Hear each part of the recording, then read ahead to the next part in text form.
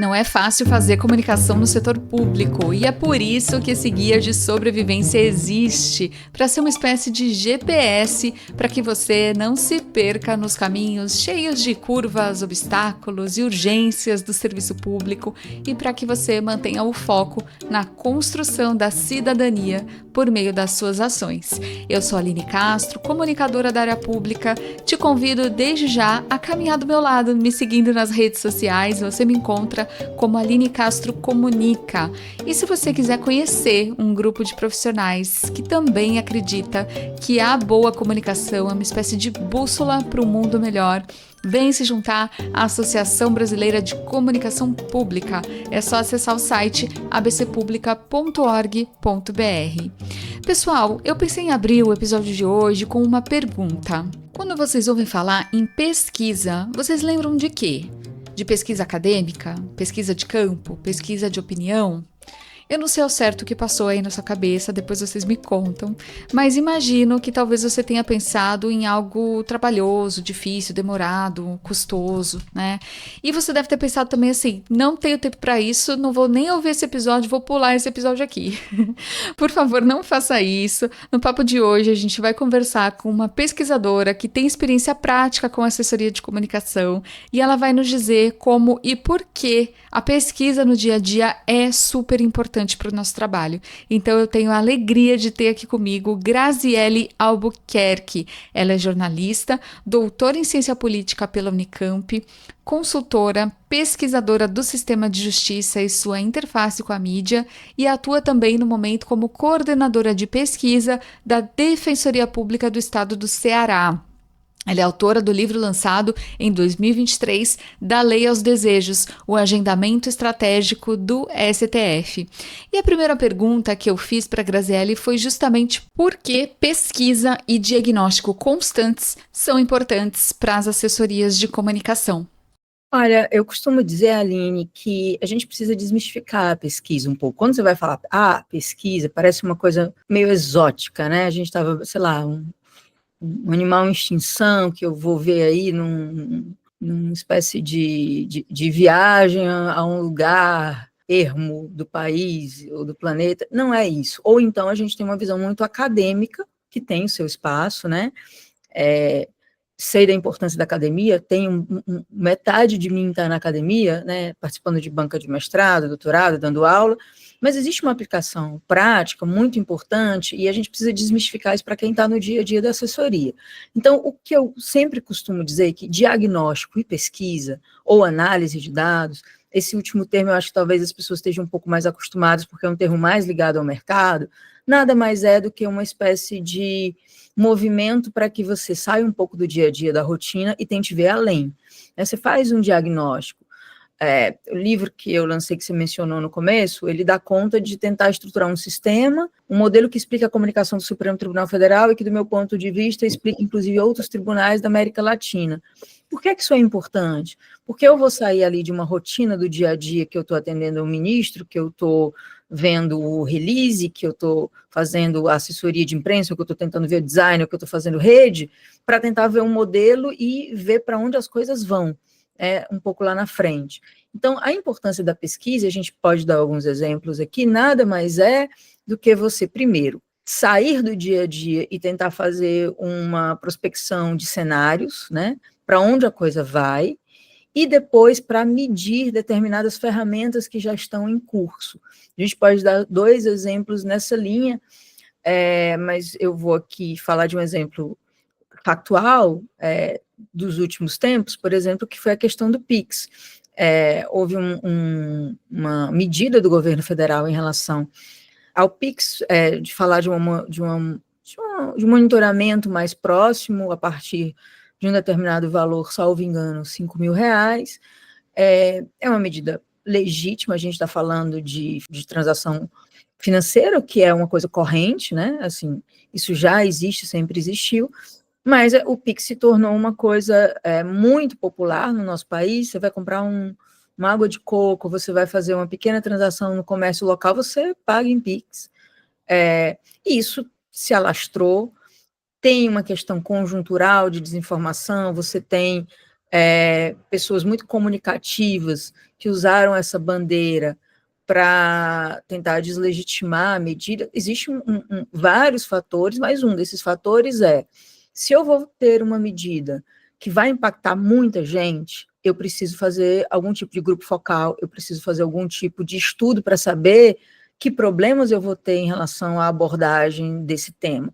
Eu estou falando isso, o professor Lavareda, o Antônio Lavareda, falou recentemente sobre isso, que é uma pessoa com muita experiência em pesquisa de opinião, ou seja, é um exemplo prático de como uma pesquisa prévia, pequena que fosse, né, focada num determinado assunto, eu não vou dizer que evitaria o problema, porque eu acho que isso é uma coisa que não cabe na comunicação. A comunicação sempre tem um fator inesperado, é sempre uma relação, mas você diminui, você mitiga as possibilidades de problema.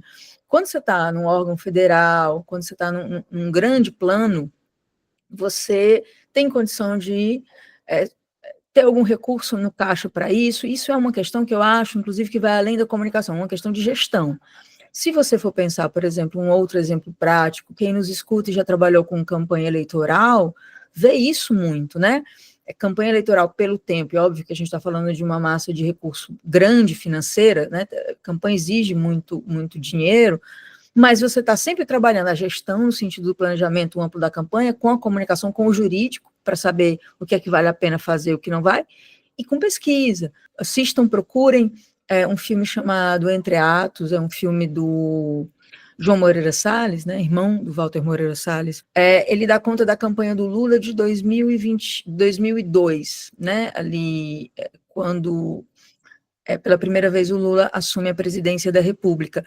E o que ele faz, na verdade, é acompanhar a campanha. E tem um determinado momento do filme que vai falar a atuação dos grupos focais, pensando no debate e tal. É um documentário, não é um filme analítico, mas ali eu acho que é um exemplo que tem 20 anos, mais de 20 anos, mas mostra muito como esse mercado está muito antenado à questão do diagnóstico, e eu acho que isso está se ampliando no setor público, mas a gente precisa ter mais atenção. E não precisa ser uma coisa grandiosa.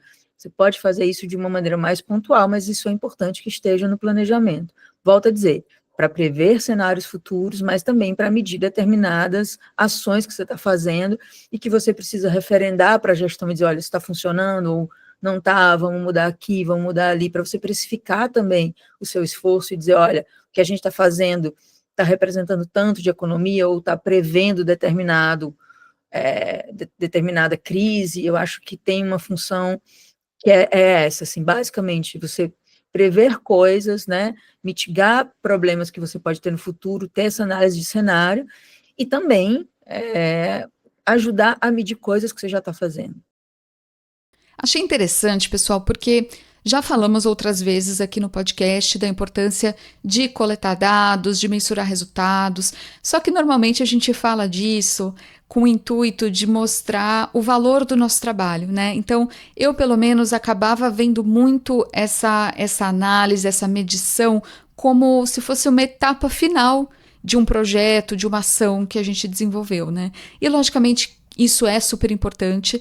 No entanto, o que a Grazi está nos colocando aqui é que pode ser ainda mais importante a gente olhar para os dados, para os contextos, antes da gente efetuar a ação, né? E também durante a execução da ação, né? Não só depois. A Grazi citou como exemplo grupos focais na fala dela, né? Como uma prática que as campanhas eleitorais normalmente usam. Então eu pedi que ela falasse mais sobre esses métodos, grupos focais, entrevistas, enfim, mas principalmente que ela nos elucidasse, né, sobre a aplicação prática disso para quem está no dia a dia das assessorias, gerenciando canais, cobrindo eventos, desenvolvendo as campanhas de comunicação. Então vamos ouvir. Olha, eu vou te falar de um exemplo, porque a gente fala de grupo focal, ou entrevista, ou análise de dados, você está falando de técnicas de pesquisa, né? Dependendo do meu público, dependendo do meu orçamento e do braço que eu tenho, vamos dizer assim, eu consigo ter uma técnica ou outra que está mais à mão. Mas eu vou te falar de um exemplo da Defensoria, que é um exemplo da Defensoria do Estado do Ceará, mas a gente pode aplicar, por exemplo, para outros locais. Eu tenho feito muita pesquisa que tem visto o público-alvo da Defensoria Pública, e a gente tem visto que a gente já sabia pela prática que eram mulheres, Mas as diversas pesquisas que a gente fez nos ajudou a ampliar e entender que sim, são mulheres, mas são mulheres numa determinada faixa etária, assim, da vida adulta, que eu estou falando de, sei lá, 35 a 45 anos, então isso já delimita.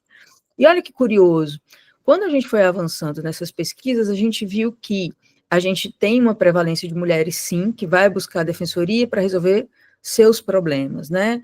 Em geral, problemas da área civil, da área de família. Mas quando a gente pensa em quem vai para resolver problema do outro, ou seja, de uma rede afetiva maior ou de uma rede familiar, por exemplo, quando a gente pega a área de saúde, eu vou ali resolver algo que não é para mim, para um parente, para um amigo que precisa de um remédio, de uma internação, de um exame, a gente vê o número de mulheres literalmente saltar em relação ao número de homens. Então, essa prevalência, ela ganha destaque. Ou seja, eu citei o exemplo da saúde, mas a gente consegue ver isso também em outras áreas. Eu tenho uma mulher que é porta de entrada para a família estendida, né, para a família real, do ponto de vista de um núcleo familiar mais tradicional, e para uma família estendida.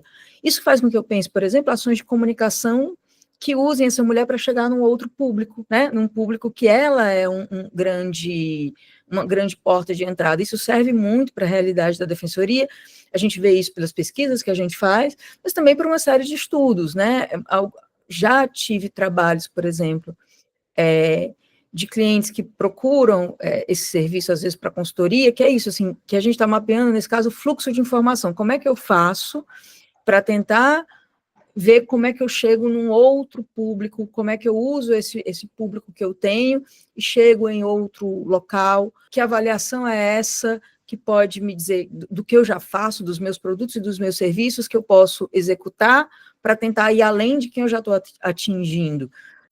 Deixa eu dar uma pausa aqui na fala da Grazi só para dizer que eu achei super rico essa questão do mapeamento de fluxo de informação, pessoal. Isso porque tem alguns assuntos, né, que a gente lida diretamente, então a gente publica post, faz cartilha, faz até evento, né? Tudo isso custa tempo, energia, recurso, e muitas vezes a gente tem um monte de trabalho, só que a gente não atinge quem a gente deveria atingir. Então, com esse estudo que a Grazi comentou, né, quando a gente para entender com mais profundidade os nossos públicos, a relação dos públicos entre si, né? Como essa espécie de rede se forma. No caso, ela deu o exemplo das mulheres, né, que são centrais ali no exemplo das defensorias públicas. Enfim, quando a gente olha para isso, a gente pode ter mais resultado, né?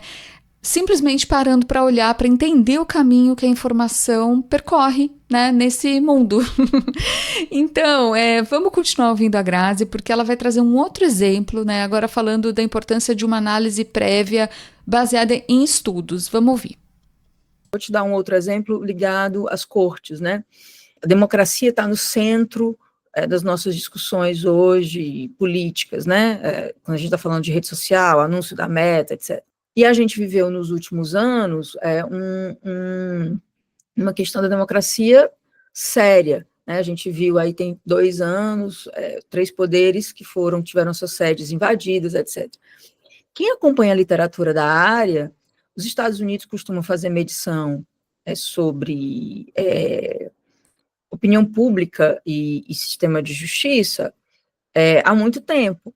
A literatura da área já nos indicava que quando você tem uma diminuição da população que acredita na democracia, que acredita nos valores democráticos, isso impacta diretamente no apoio ao sistema de justiça. Então, quem estava monitorando as primeiras pesquisas que apareceram ali em 16, 17, feitas por institutos de pesquisa que já diziam assim, que havia ali uma certa descrença na democracia por parte da população, já estava ligado que alguma coisa poderia refletir numa descrença, por exemplo, em relação ao sistema de justiça. Ou seja, quando você lê mais uma literatura especializada, você tem condição de antever e de entender. Eu não gosto muito dessa expressão antever, porque parece que você está ali com a bola de cristal, mas você tem condição de elaborar um cenário, ou pensar num cenário do que pode acontecer, porque você tem alguém já fez isso por você, alguém já leu situações semelhantes e vai te dizer, olha, nessas condições costuma acontecer isso. E volto a dizer, o mercado, se você sobretudo vai para o mercado de consumo, isso já está muito solidificado, né?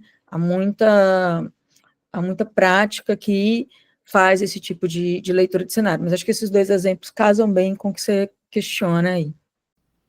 Bom, além de pesquisas e estudos, eu quis saber da Grazi sobre outras ferramentas que a gente pode usar para a gente ler, né? Compreender, prospectar cenários. De ferramentas que, como você disse, já existem. Então, clipping é uma coisa basilar numa assessoria. Hoje a gente já tem monitoramento de rede, que é uma coisa um pouco mais sofisticada, mas como é que... Aí tem essa questão de você ler e se especializar, como é que você vai olhar para isso e tentar ver além. Inclusive, o monitoramento de rede social é uma prática que, nas assessorias maiores, tem se consolidado um pouco como era o velho e bom clipping antigamente, né? E na prática do mercado, digamos assim, fora da comunicação pública, a gente tanto vê isso que você vê uma lógica dos pequenos influenciadores, né? Dos micro-influenciadores que têm patrocínio e que você sabe que às vezes eles fidelizam mais, eles não têm um grande alcance, né? Tem uma menina que eu acho maravilhosa, que eu sigo, ela faz umas narrações ótimas, e o Instagram dela é contar a rotina do pai, né, que o pai dela é um cara do subúrbio carioca, bem característico, e ela tem uma voz ótima, ela faz aquelas narrações, e ela vai ter determinado patrocínio, porque ela está pegando um público muito específico, né? E aí o mercado compreendeu isso. Então, você tem grandes anunciantes que vão colocar de novo seu anúncio lá no Jornal Nacional, no intervalo do Jornal Nacional, no horário nobre, mas também vão para os pequenos, né, para os chamados micro-influenciadores. A comunicação mudou, né? E ela está muito mais segmentada. Então, você tem ainda uma compreensão dos mass media, que a gente está falando, mas a gente tem muito uma compreensão também de rede, e aí quando a gente está falando de rede, não é só monitorar quem fura a bolha, mas é inclusive quem está em determinada bolha, porque aí você tem um investimento, digamos assim, naquela pessoa que vai influenciar determinado grupo, e olha como é curioso, quando a gente está falando de leitura e teoria, gente, isso é teoria da comunicação, né, enquanto a Europa estava ali na escola de Frankfurt estudando determinadas questões que são super relevantes, mais ou menos ali um recorte temporal semelhante, você tem uma teoria chamada Two-Step Floor Communication, que são os 2 graus de comunicação, que era o líder de opinião, né? Os Estados Unidos estavam fazendo essa investigação para dizer, olha, a informação não sai do sujeito, de um emissor, e vai direto para o receptor.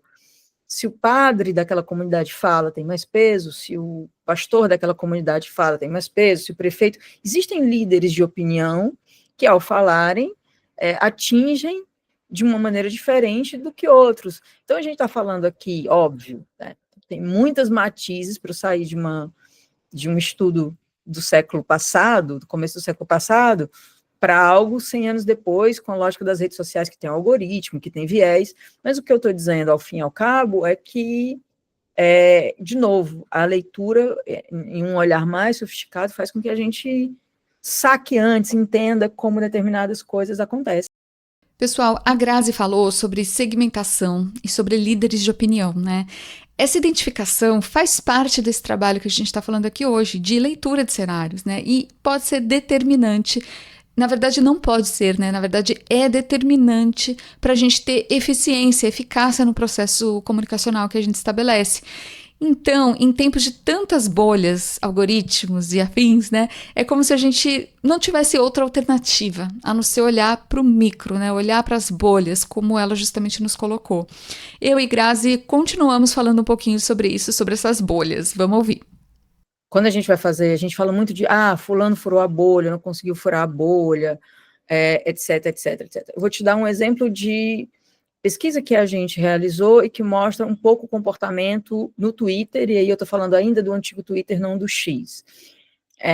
Em parceria com o meu amigo querido, que eu queria citar aqui, o Fernando Barbalho, a gente monitorou o Moro, quando ainda candidato à presidência da República, ou tinha anunciado uma candidatura, falou sobre a reforma do judiciário, que seria importante fazer uma reforma do judiciário. Quando ele disse isso, o Pier Paolo Bottini e outros secretários da reforma do judiciário, que era uma secretaria que existia no Ministério da Justiça, rebateram o argumento dele num artigo. Esses ex-secretários se reuniram, escreveram um artigo que saiu na Folha, tinha um Twitter, eu não sei se ainda tem, e fez um tweet com esse artigo, e isso começou a rodar.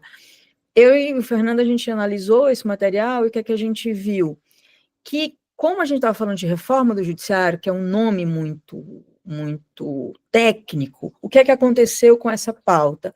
Ela só circulou no meio jurídico, né? Ela não furou a bolha. Então, se você fizer o desenho, quando a gente fez o monitoramento da rede, viu o desenho de como aquela informação circulou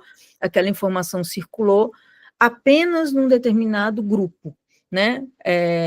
Pequeno e num grupo muito especializado. Quando você vai falar de temas mais técnicos, você tem uma dificuldade natural para isso circular em determinados ecossistemas. Então, esse é um exemplo de que a gente vai, a partir de diagnósticos como esse, entendendo aonde eu coloco determinada informação. Isso é uma prática, se a gente for pensar do ponto de vista do dia a dia, que gestor de tráfego faz, né? Onde é que eu vou colocar essa informação?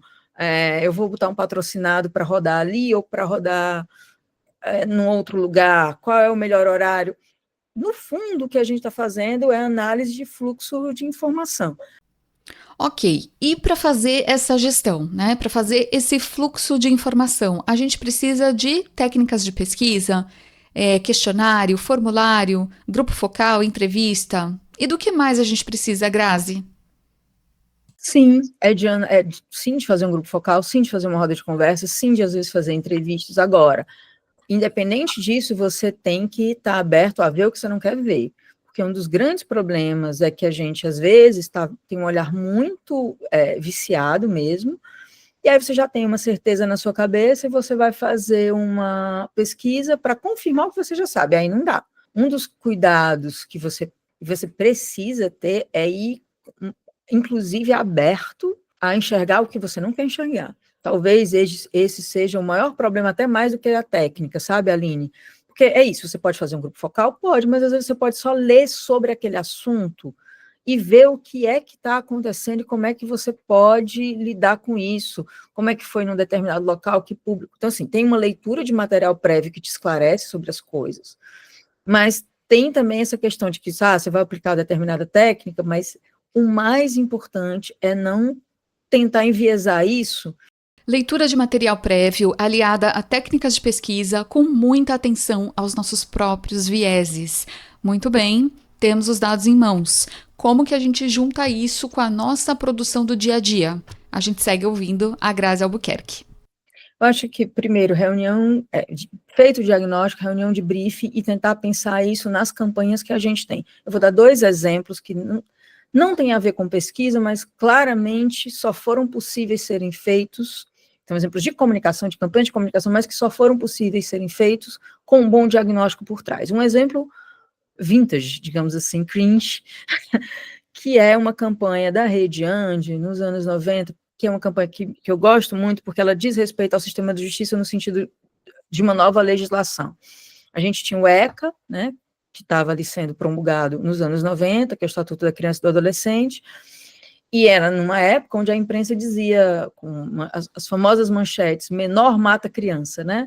Essas manchetes, assim, como se houvesse 2 tipos de categoria de criança, aquela marginalizada e a não marginalizada com valores diferentes.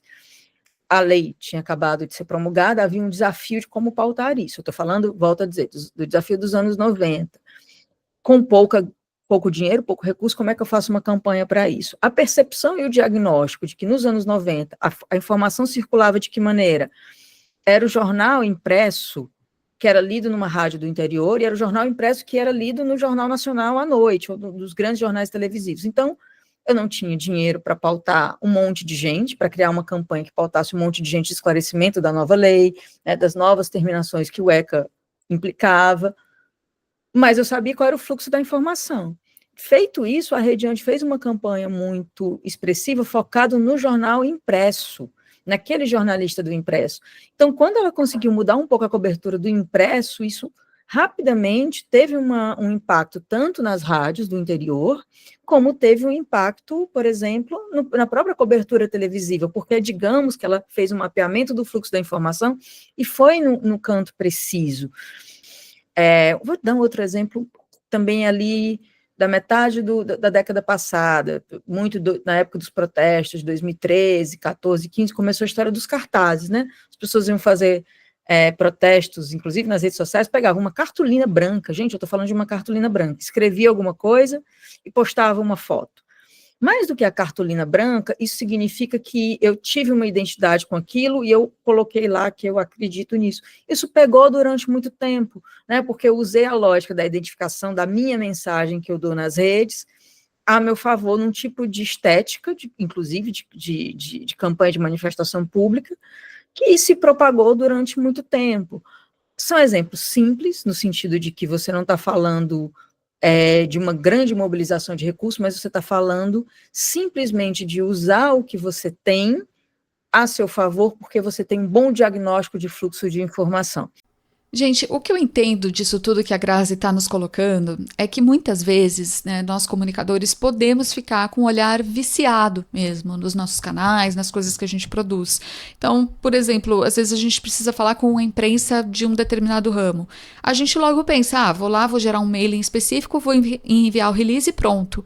Ou a gente precisa falar com pessoas que usam um determinado serviço da nossa instituição. Eu vou botar uma notícia no site e pronto.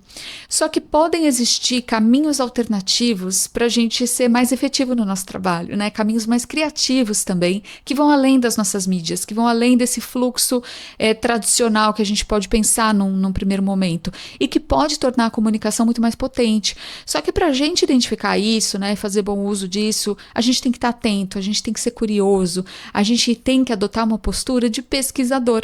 Né? E eu sei que não é fácil, a gente é engolido pelas demandas, a gente não tem tempo, mas é preciso tentar. E a Grazi vai nos contar um pouquinho mais agora sobre como a gente incorpora esse diagnóstico, né, como uma cultura, de fato, de pesquisa.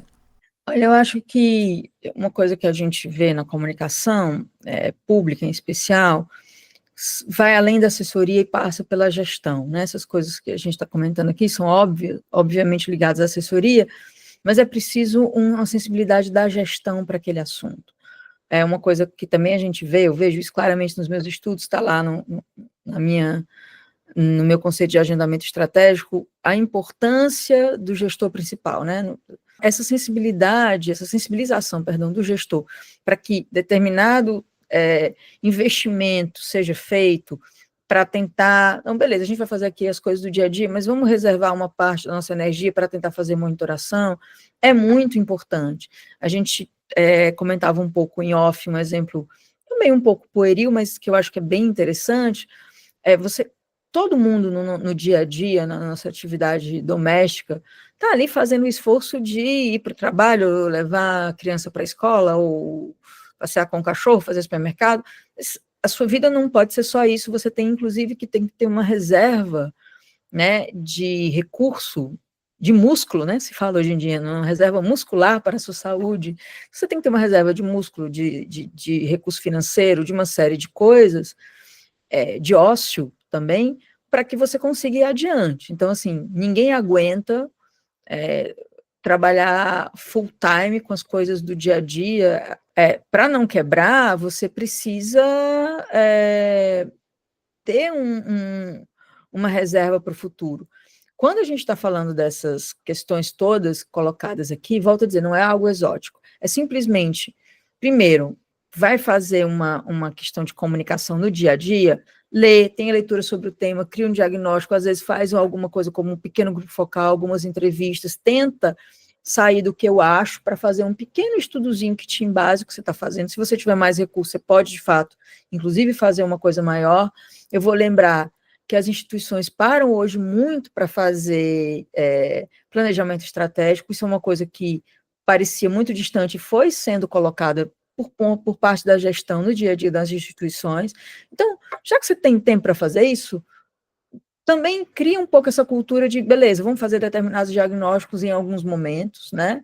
A gente está falando muito de assessoria de comunicação, mas esses diagnósticos também ajudam na parte de inovação, que aí não é tanto a questão do público externo ou contato com jornalistas, mas é para práticas dentro das instituições que trabalham com inovação, e que, como tem menos o impacto externo, ou seja, elas têm um ambiente mais controlado, você pode medir melhor os indicadores do que está funcionando ou não, isso pode ser uma ótima estratégia para que você faça pesquisa e diagnóstico ali numa coisa que é inovação, e depois você replique ela quando ela já estiver melhorada para dentro da assessoria. Eu acho que isso é um caminho ótimo para se pensar.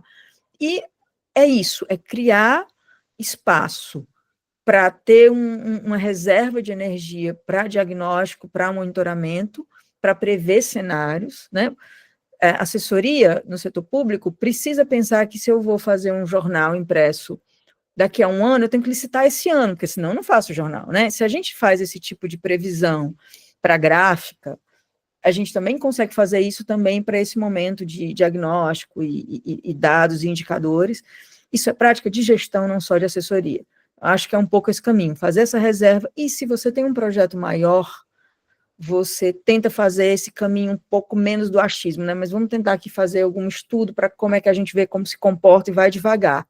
Talvez nesse ir devagar, pensar na inovação, nos núcleos de inovação, para testar determinadas medidas, porque você tem um impacto menor, você não está pegando tanto um público externo amplo, né? Você não tem tanta questão relacional com jornalista, uma coisa menor, você usa aquilo para teste, para validar, para ver como se comporta, para depois ampliar.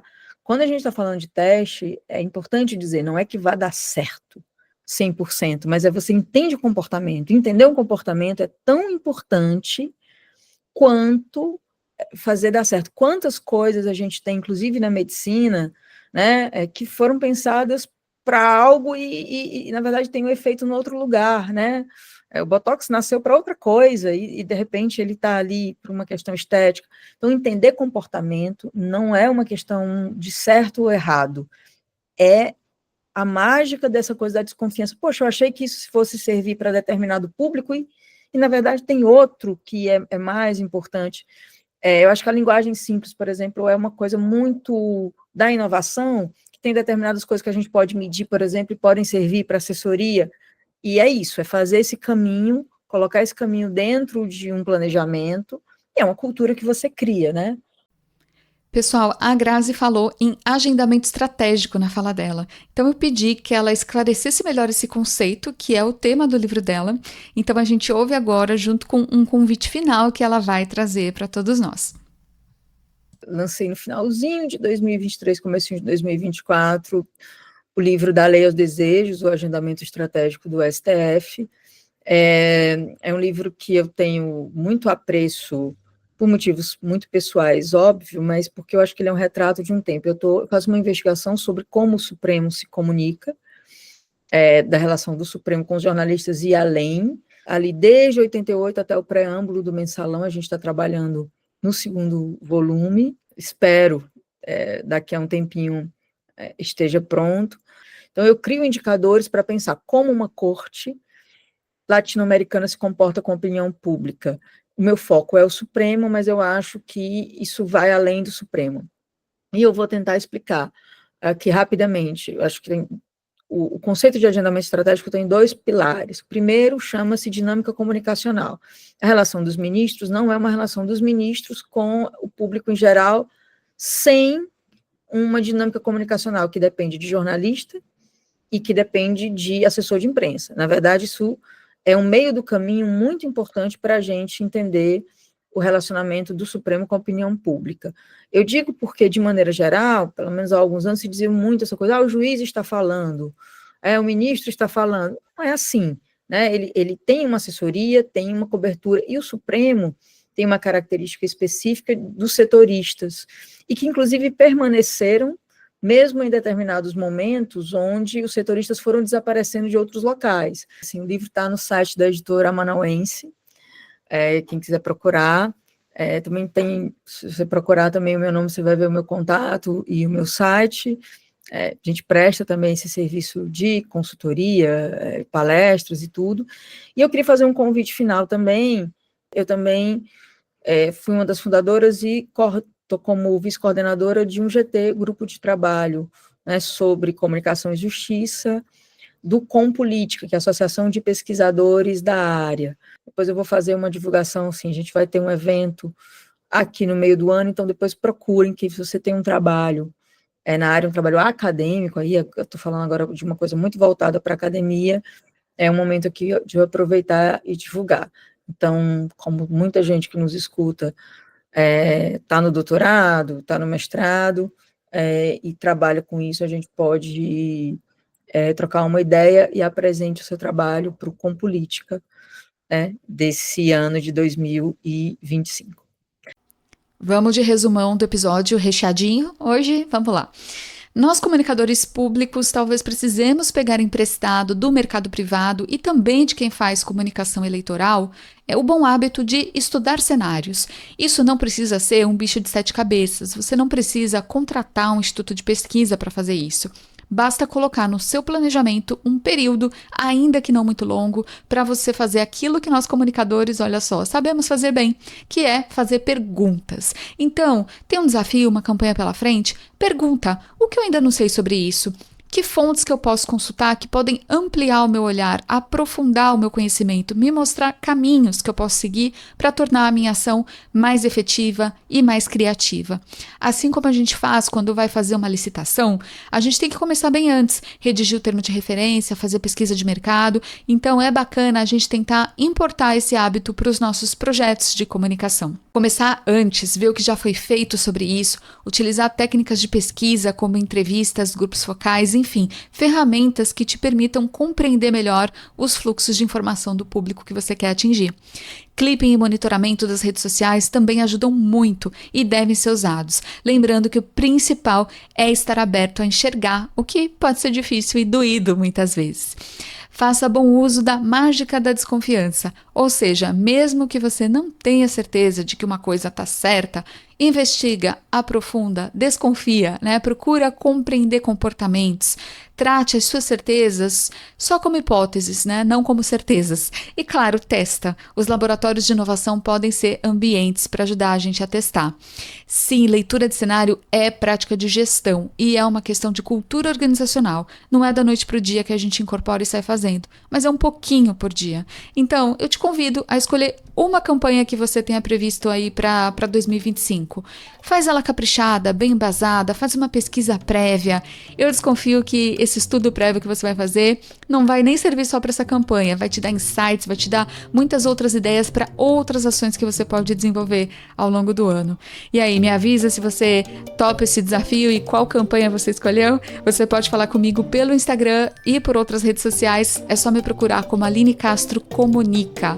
Gente, muito obrigada se você chegou até aqui. Muito obrigada, Grazi Albuquerque, que dedicou um tempinho para compartilhar o conhecimento dela aqui com a gente. Se esse episódio fez sentido para você, deixa seu comentário, sua curtida, envia para algum amigo. Eu agradeço muito e deixo para vocês, como sempre, o meu abraço carinhoso, um grande beijo e até o próximo episódio do podcast Comunicação Pública, Guia de Sobrevivência.